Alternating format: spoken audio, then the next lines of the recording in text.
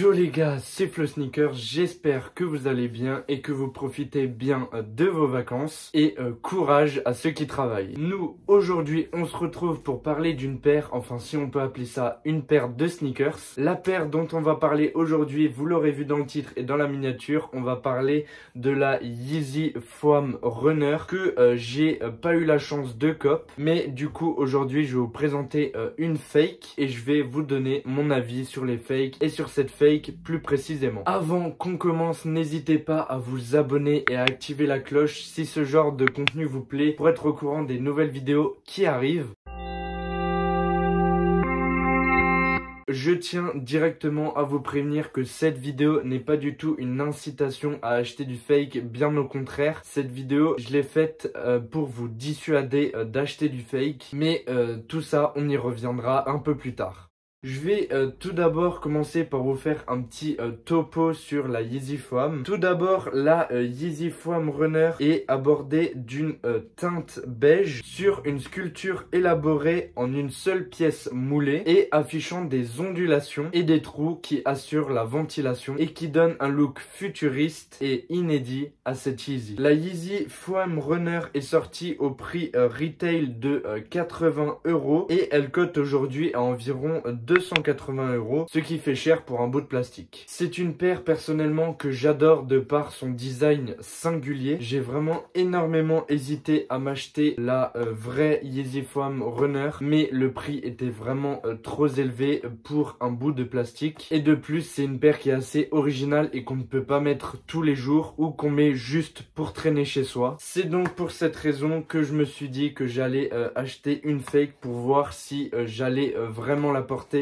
et si j'allais vraiment aimer avant de mettre 200 ou 300 € dans une vraie paire. J'ai donc acheté ma paire sur un site où j'ai effectué de nombreuses recherches pour essayer de trouver la meilleure qualité possible parce que je voulais pas me retrouver avec un truc qui ne ressemble pas du tout à la Yeezy Foam. Elles sont arrivées en 2-3 semaines, ce qui est assez rapide pour des sites chinois et des sites qui vendent du fake. Ça, j'étais plutôt content. J'ai donc pu la porter tout le mois de juillet quand je suis parti en vacances et donc je vais pouvoir vous donner un avis un peu plus construit sur cette paire de Yeezy Foam fake. Pour commencer, la qualité du plastique est franchement bon. Le plastique est vraiment assez confortable. Vous pouvez voir ici, c'est assez souple. Premier point négatif sur cette paire, c'est quand je l'ai reçue, je l'ai sortie de l'emballage, il n'y avait aucune boîte. Donc ça, je m'y attendais un petit peu, mais une boîte, ça fait toujours plaisir. Et il y avait une odeur vraiment mais abusée de plastique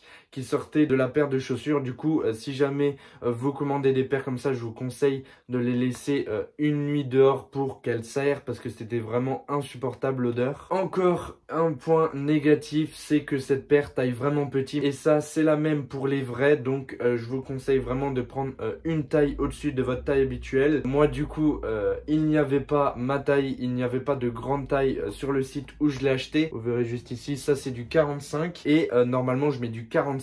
Là, dites-vous, c'est une taille de moins que ma taille habituelle et normalement, il faut prendre du 47, c'est-à-dire une taille de plus. Je peux vous dire que c'est plutôt embêtant. En ce qui concerne, on va dire, la fiabilité de la paire, si elle ressemble beaucoup à la vraie, écoutez, le design global de la paire ressemble énormément à la vraie. Comme il n'y a pas énormément de gens qui ont la paire et qui ont eu la paire en main, eh ben, on peut très difficilement reconnaître une vraie d'une fausse dans la rue. Mais du coup, je vais vous montrer un peu les défauts et à quoi on peut voir que c'est une fake. Vous pouvez voir que les finitions ici sont très mal faites. Ici, c'est très mal découpé. Vous avez également ici là des plis comme ça. Ici, vous avez des trous. Les finitions sont très mal faites sur ces paires.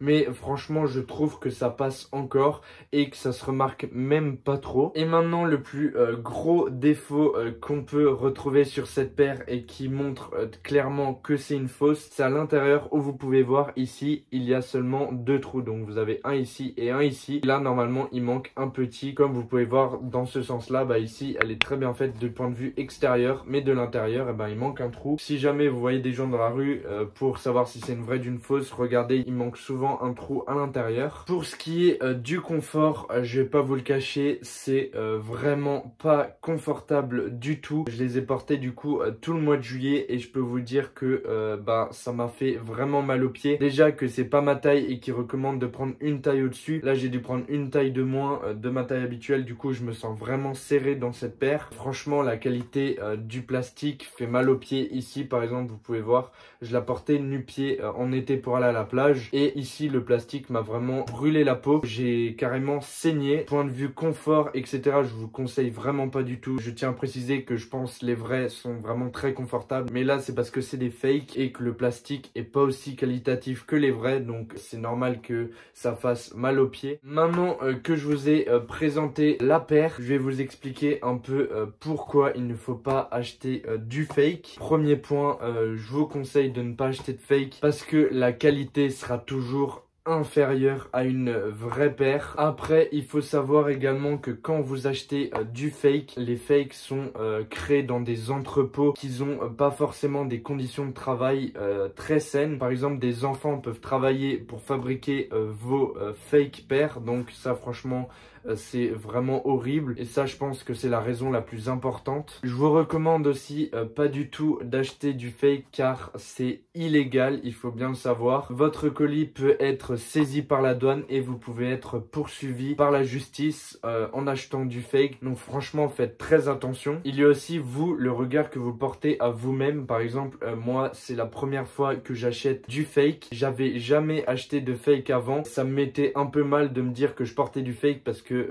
moi tout ce que je porte c'est des vrais items. Ça m'a fait un petit pincement au cœur de me dire que j'ai acheté du fake, mais c'est pas non plus une paire que je mets tous les jours. Voilà, j'en voulais une pour cet été parce que j'aimais trop le design et cette paire c'était quasiment sûr que je ne la remettrai peut-être plus parce que sortir dans la rue avec cette paire c'est quand même assez osé et en hiver c'est impossible. Je la voulais juste pour cet été pour avoir un peu des tons qui changent de d'habitude. Je vous déconseille vraiment d'acheter du fake. Vous n'aurez jamais la satisfaction d'avoir eu la vraie paire. Cette satisfaction elle est vraiment importante parce que quand on reçoit un vrai item, une vraie paire qu'on voulait, on est trop heureux. Pour finir, je vous déconseille vraiment d'acheter du fake. Mais à travers cette vidéo, j'ai quand même voulu vous montrer mon achat et vous donner mon avis sur les paires fake, les habits fake, etc. J'espère que cette vidéo vous aura quand même plu. Si c'est le cas, n'hésite pas à t'abonner à ma chaîne YouTube et à mettre un petit like en dessous de la vidéo. Ça me ferait vraiment super plaisir. De nombreuses vidéos arrivent au mois d'août, comme j'étais parti en vacances tout le mois de juillet. Maintenant, je vais charbonner les vidéos au mois d'août. J'ai déjà plein d'idées en tête. Je vais quand même vous faire des plans portés de la paire et des plans d'un peu plus près. Et sur ce, je vous laisse. C'était Flow Sneakers. Bonne soirée ou bonne journée et allez, ciao!